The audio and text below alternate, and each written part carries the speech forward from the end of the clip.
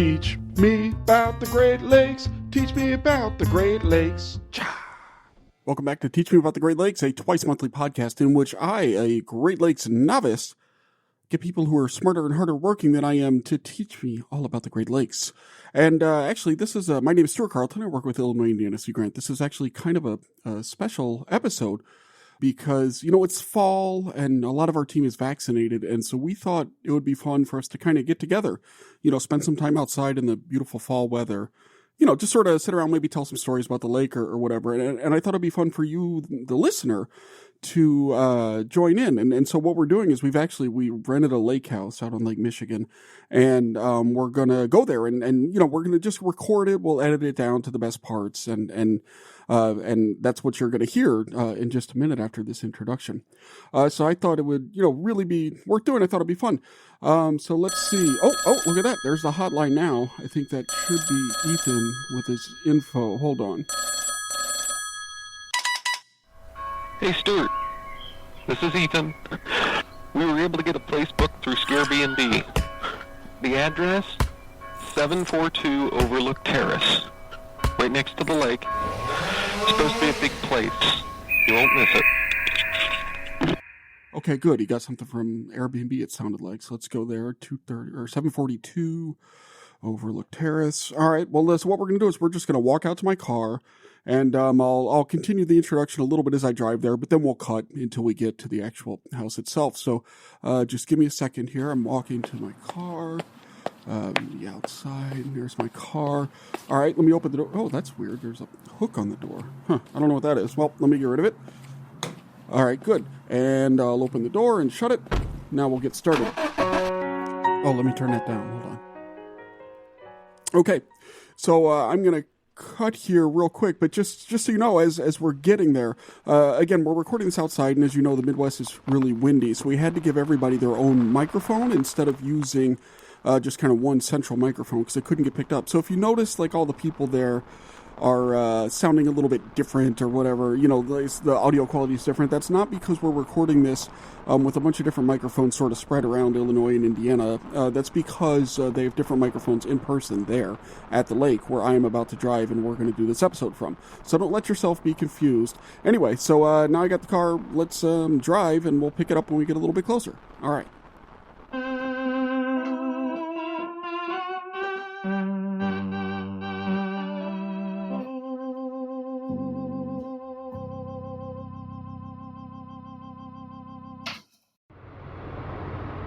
Okay, good. Let's see, here we are. Oh, this must be there's Sleeping Bear Dunes. No, my GPS is taking me, oh, that's weird. Past Sleeping Bear Dunes. Ethan, where is this place? Bleeping Scare Dunes. Okay. I guess it's down this way then. Turn the car. That's good. Wow, Ethan was right. This place is awfully big. Awfully big house. All right, let me just go ahead and shut the door there. Open it, or shut off the car, open the door. Okay. Good. Let me walk on over. All right. Wow, it's a big place, Ethan. I don't know where you found this. Gee whiz. All right, there's the front door. Okay. I guess I'll take that room. That's the biggest one. That's the administrator's privilege right there. But I don't see everybody, I guess. Oh, they're out back. I see them right now. All right, head on out back there. Good. All right. Oh, look, hey, there's everybody. Hey, Stuart. Hey, Carolyn, how are you? I'm doing all right, thank you. How are you doing? I'm awesome. Ethan, Geneva is here. Geneva, hey. Long time. I haven't seen you since, Portland, I guess, huh? I know, it's been a while, Stuart. Thanks for inviting me out here. Oh, yeah. Well, we're always glad to have just some nice time outside while we're here. Oh, there's Hope. Hey, Hope, do you mind starting up a fire for us real quick? Oh, sure. I got that. Oh, there she goes. Where'd you get those matches, Hope? I just carry them around. I'm not a pyro or anything, I promise. Sounds good. Wait, what? Oh, there we go. Wow, that's nice. So what's new? Been thinking about the Great Lakes. It's so nice to be out. Unbelievable fall weather. Anybody have anything cool to talk about? Well, guys, I've got a new podcast that I'd like you guys to be able to hear that I'm working on. Yeah, it's called Midwest Mysteries. Midwest Mysteries? What's it all about, man? Well, we hear all sorts of kind of urban legends and strange tales from all over the Great Lakes in the Midwest, and then we dig into them a little deeper to find out what the story that started them is. Oh. Using your historian skills. That's awesome. right, using your historian skills. That is awesome. Yeah, well, I'd love to hear it once it's released or whatever. That sounds fun, Ethan. I'm glad to hear about that. Well, actually, if you're that excited about it, I have the first episode here with me. I've got it on my phone. Huh. Well, let's go ahead and fire it up right now.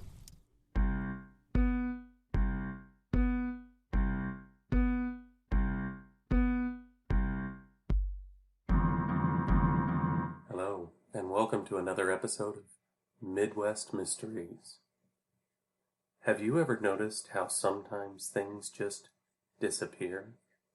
How something you're absolutely certain you know where you put it wanders off mysteriously? Perhaps it's just the stumbling of a forgetful or frazzled mind. Or perhaps it's something more. Our story today starts with Ned and Marge PFAS. It starts off the way many stories do. We join a couple at home, frustrated by a home maintenance problem. Hi, hon. Did you take a look at the washer? Yeah, I took a look at it last night, but didn't see anything that was really wrong. I'll go take a look at it in a little bit. I want to watch this story about microplastics real quick. I'm telling you, it was making weird noises.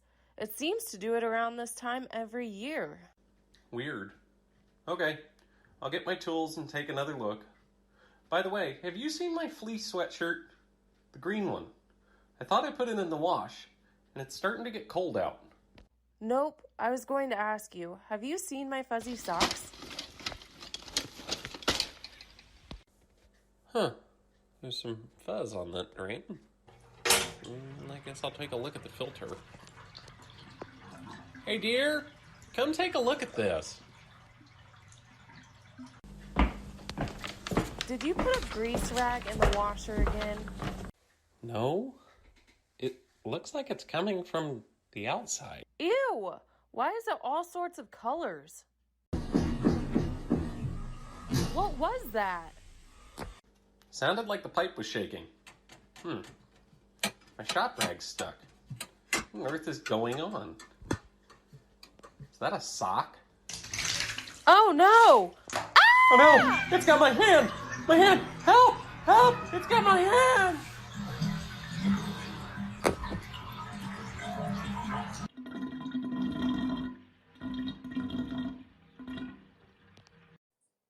Ned PFAS was never heard from again. Neighbors say that Marge PFAS was staring intently at her washing machine and screaming about a sock monster. Every year, there are reports of things disappearing, particularly around our lakes and waterways. Most of these things go unnoticed, but occasionally, such as the case of Ned PFAS, someone speaks up. Where is it all going? And if we're not careful, when is it going to come for us? After all, scientists in the Great Lakes only find microscopic pieces after these mysterious creatures are done with their takings.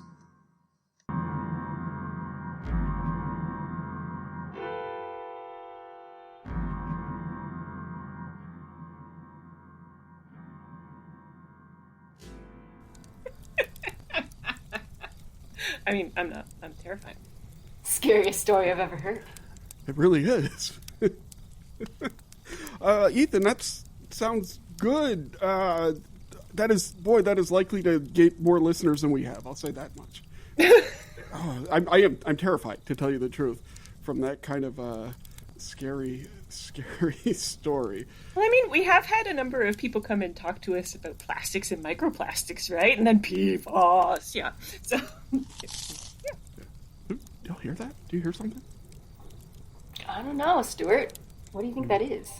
I don't know. Just wilderness, right? Yeah, I guess we're just outside, and, of course we have this roaring fire, so it's hard to hear much at all. But yeah, I just thought I heard a little something. Who knows? Anyway, yeah, boy, thinking about scary stories, it does kind of remind me of, like when we used to sit around campfires and tell scary stories and things like that. Like when I was a kid, in Boy Scouts. Of course, you never wanted to go to sleep in Boy Scouts, but so you would sit around and for various reasons, but so you would sit around and tell scary stories. Yeah, does anybody know any like good scary stories to tell? Yeah, Stuart, I think I've got a story I could tell. Oh, I bet since you're a communications editor at our good friends at Michigan Sea Grant, y'all do a lot of time telling stories over there, so I would love to hear a story. Yeah, so I grew up spending a lot of time on the shores of Lake Michigan, and when you spend a lot of time somewhere, it tends to, kind of get into your head a little bit, and I can tell you, I've had a few nightmares about Lake Michigan, and I think this story is going to explain a little bit as to why. One day, not so long ago, Lake Michigan brooded underneath a steely sky. Heavy waves rocked onto the shoreline, and dark clouds threatened rain. The lake was frustrated. It felt the skim of boats across its face. It felt the scrape of its dunes being flattened to make way for luxury condos. It felt the itch of unfamiliar and hungry creatures beneath its waters. It felt the creeping stain of yet another chemical spill from yet another factory. Lake Michigan was frustrated, and it was tired, and it was angry. The lake scowled in the way only a lake can scowl, and another line of whitecaps pounded the shore. Then a pair of gulls landed on the branch of a floating tree trunk. Lake Michigan sent a little ripple toward the gulls to listen to their conversation. The birds chattered about nestlings and small silvery fish, and the lake leaned closer. A great wave on a great lake called the ocean. The gulls hadn't seen the wave themselves, but their cousin's cousin had seen it. The ocean-going gull had spoken of a wave of water that reared out of the sea and smashed farther inland than any other wave. This mighty wave sent the humans fleeing and scoured the shoreline clean of the buildings and roadways and barriers that the humans had built. The wave showed everyone just how mighty the ocean was. The gulls whispered the wave's name, Tsunami. Lake Michigan withdrew its ripples and brooded even more deeply. A tsunami might be just the thing, thought the lake. I want to be like the ocean. I want to scour my shoreline clean. I want everyone to see that I am mighty. I need to make a tsunami. So the lake concentrated with all its might.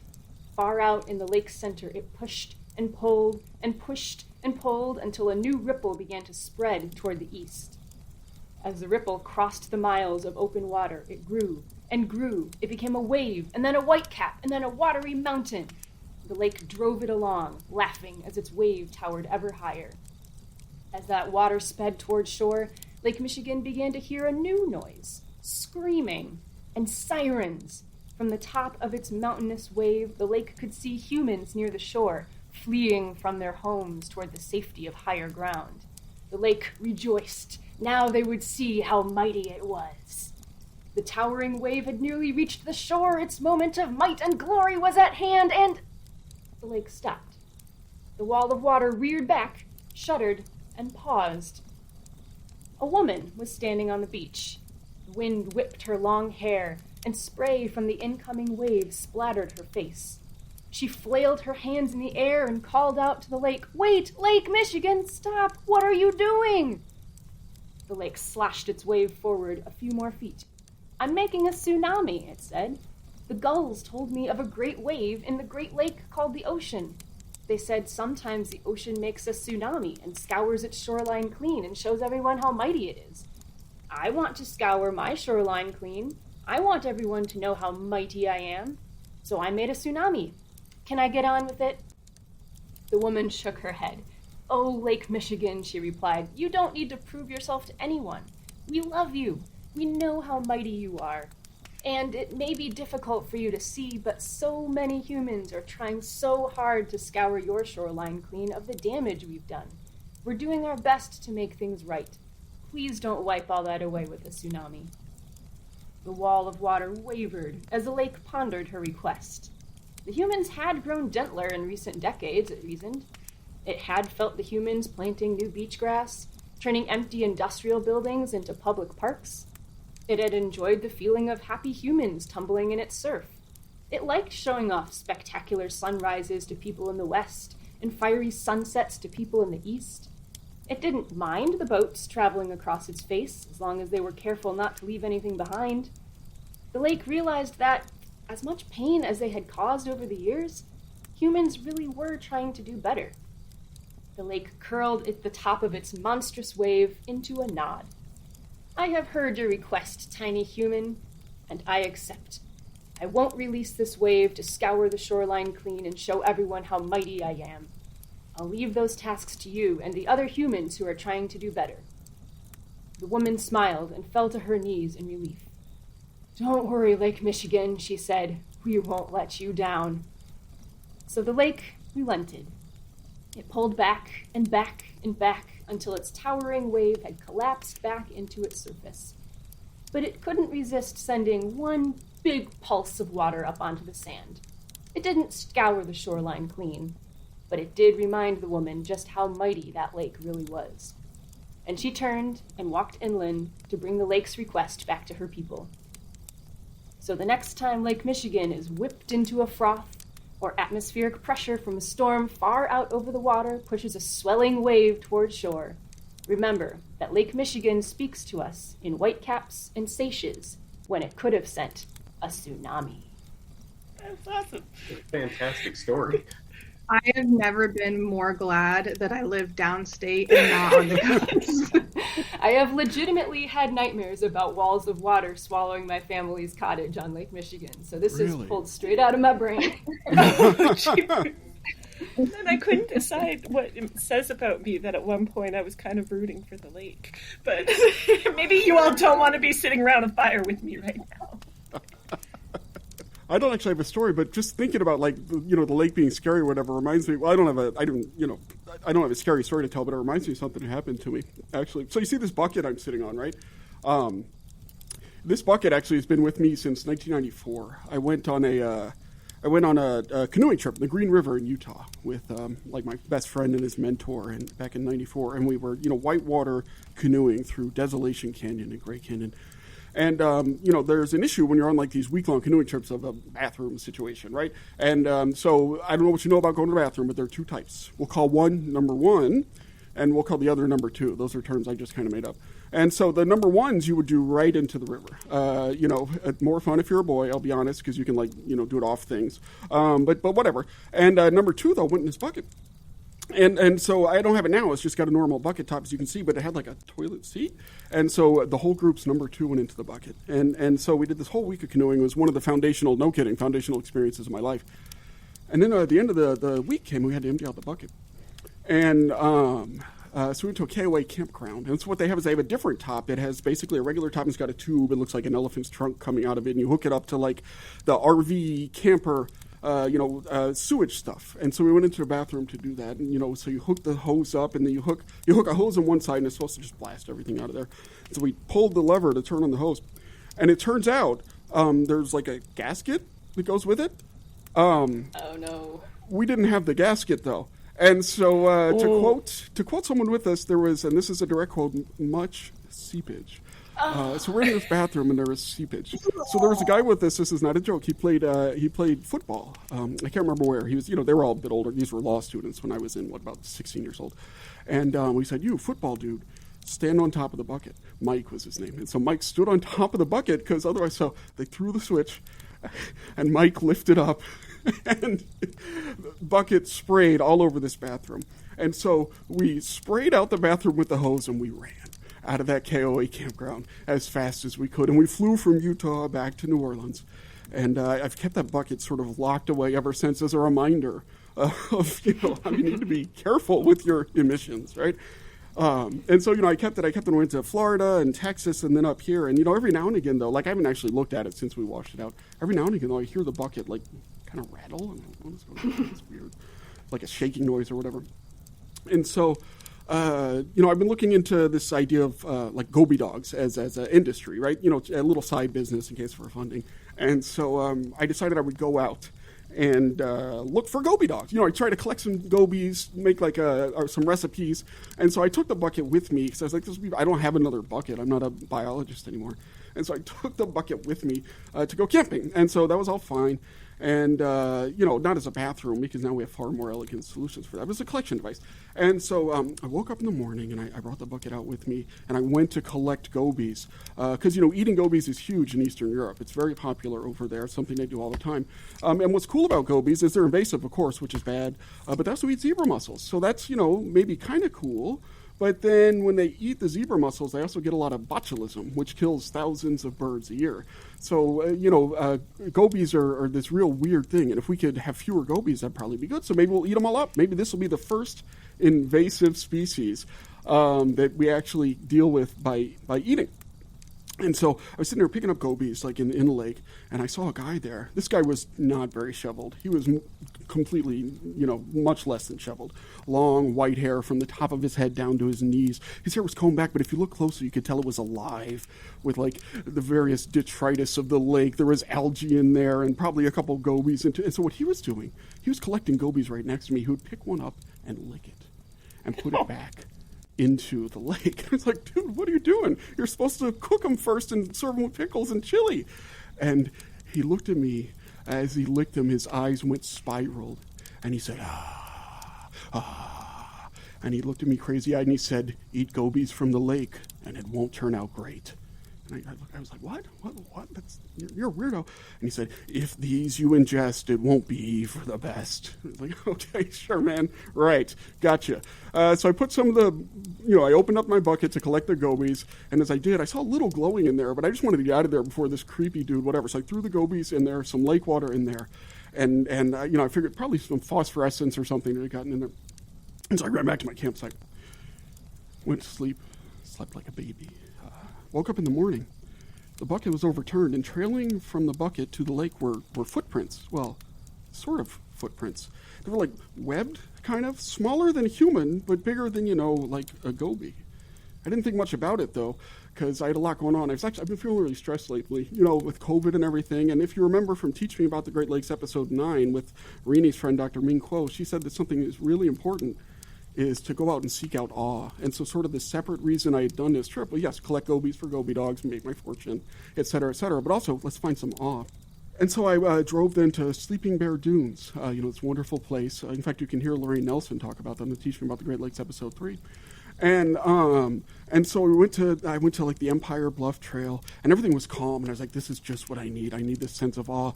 And then I got near the lake, and I heard something. It was like a ruckus of splashing. It was a school of gobies.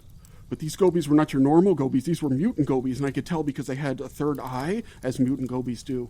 And they were splashing around, and they were making such a noise that it was impossible to concentrate. The sense of awe was completely gone. I tried to focus. I tried to do the mindfulness thing, but it was nothing but gobies and like the sound of fish flesh and slime. So I said, I got to get out of there. Go to the Pyramid Point Trail, another wonderful place. Same deal. Then I went to Isle Royal, same deal. Mutant gobies were overtaking that place. I went to Mackinac Island. I grabbed a ride with Mike Pence, and we were out there, and we drove to the quietest place out there.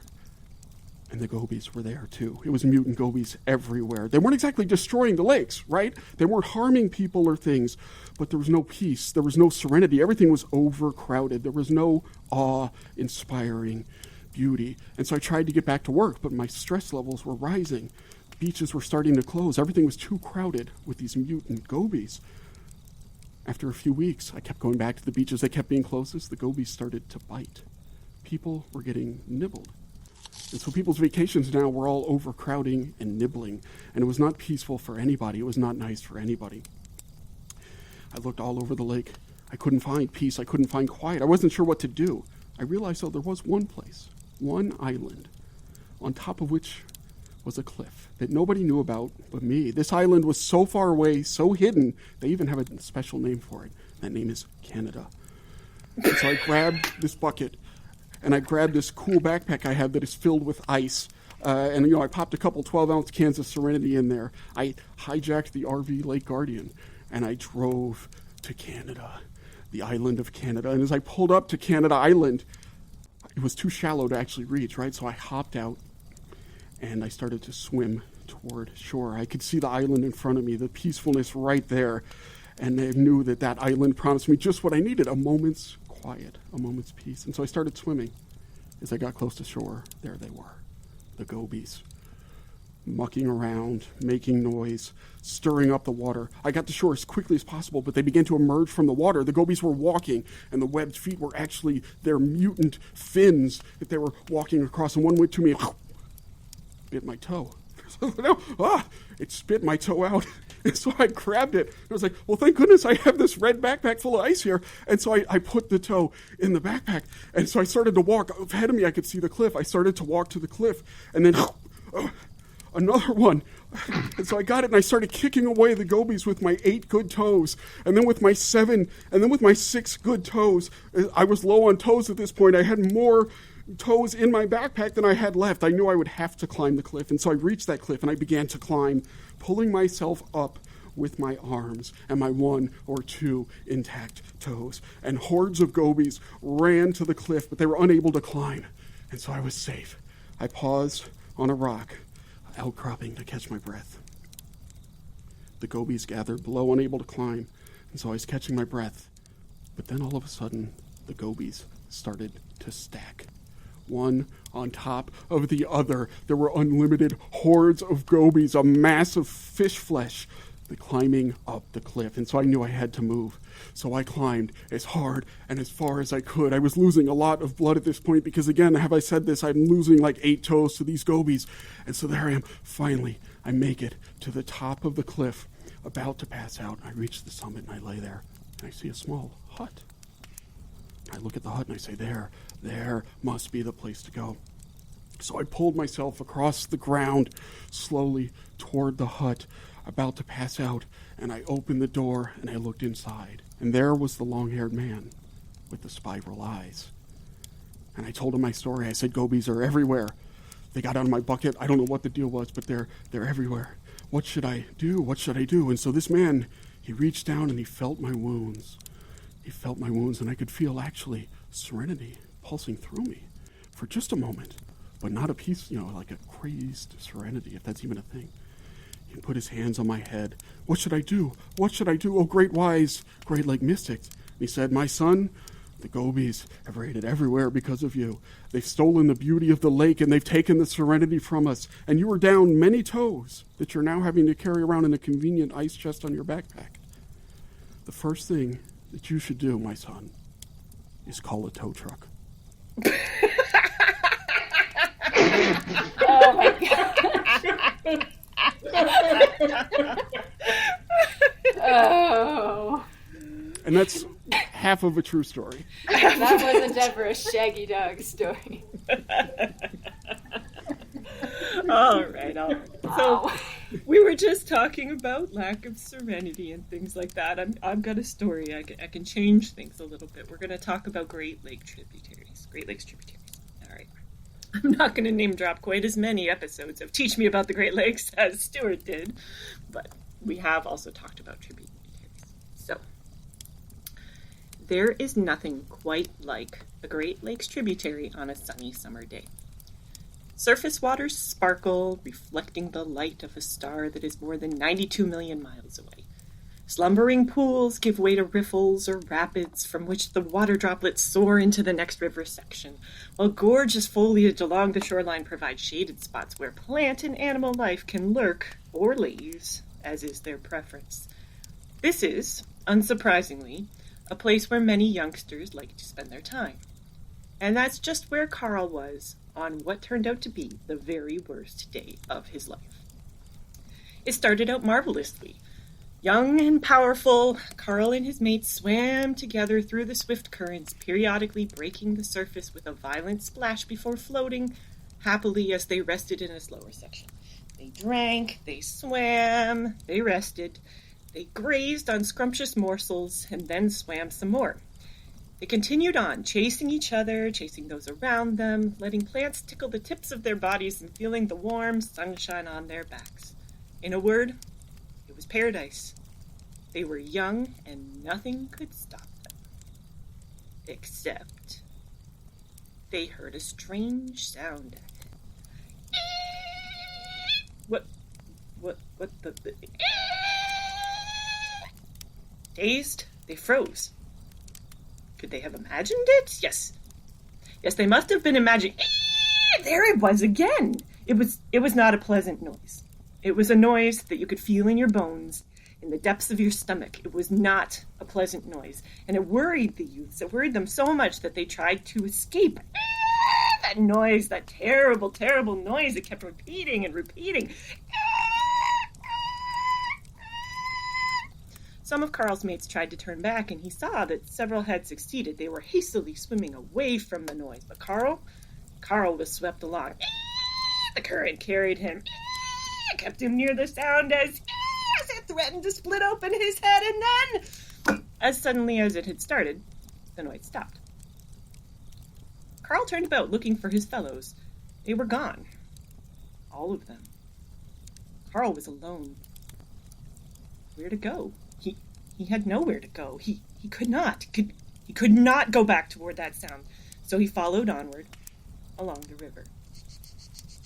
Shock! Carl was overcome with pain. Shock! His body bucked as he was hit again and again by a wave of something that he did not understand. Shock! Hadn't today started out in a beautiful river? Hadn't he been surrounded by, if not best friends, at least good companions? Hadn't he? Oh gosh, there it was again. The shock! The shock! And then it was done. Just like the noise before it, the shock suddenly stopped. Disoriented, Carl turned about in the water, no longer sure which way was up, down, forward, or aft. His strong, solid frame was shaken to the core, but his body knew how to calm itself. He gulped for air, slowed his heart rate. He looked about once again. He was still alone, but thankfully, blessedly, the strange sounds and shocks were no longer attacking his senses. The sun still shone overhead, and the sky was still blue. Things were going to be okay, weren't they? Yes, they were. All he had to do was just turn himself the right way in the river, and then he ran into the net. Like a million little razors, the net line cut into his flesh. Carl screamed inside his head. What is going on? He swam up, trying to breach the top. He swam side to side, but the net blocked him every way. He racked his brain for answers, screaming again, why is this happening to me? He looked furtively right, left, right, up, down.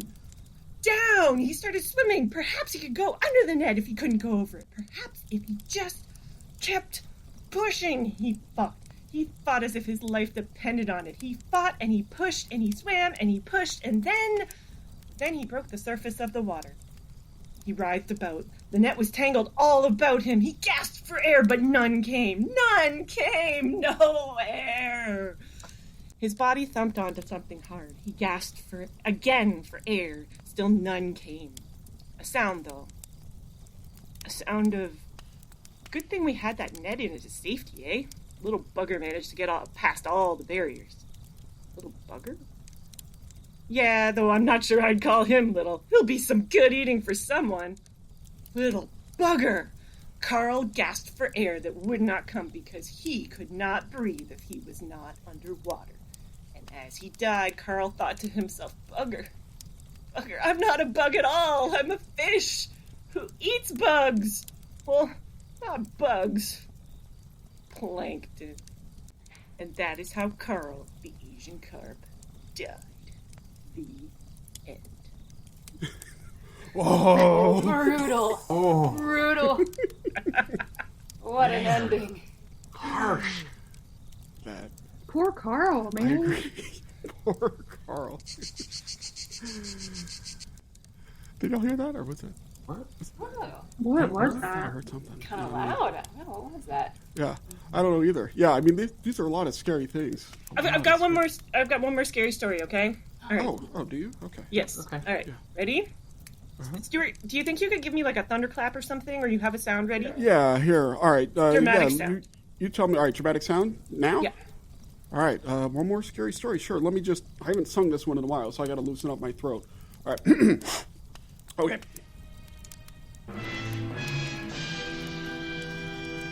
climate change! Most terrifying of all. That's my story. That's it. No, that is a Got my that's a heart scary pounding story. with that one. Yeah. Yeah, I mean, and we know, with climate change and stuff, there's been like a lot of, controversy over it. And like, what do we do? How do we adapt? I mean, right now in Purdue, in fact, there's even a lot of discussion about climate change and the controversy. And so I think it's important.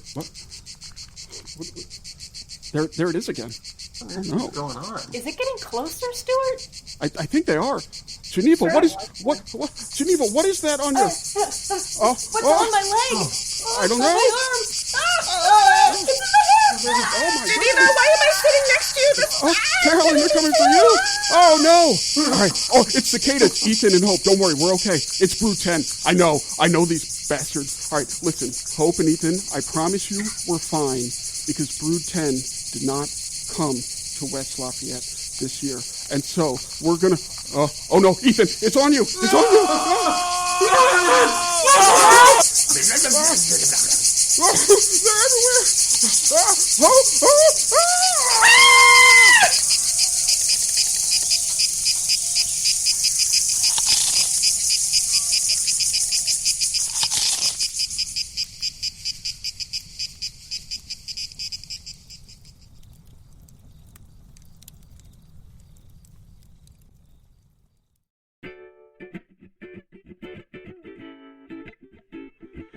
Teach Me About the Great Lakes is produced by No Hope Charters, Carolyn Foley, Megan Loaded Gunn, and Ice Cream Miles.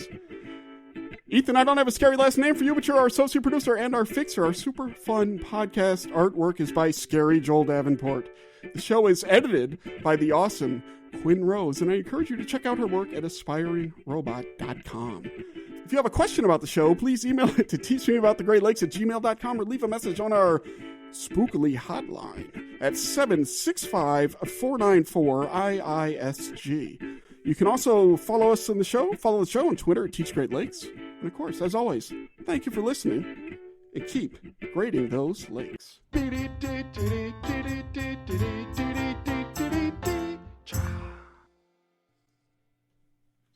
I'm fine, Thomas. Thank you.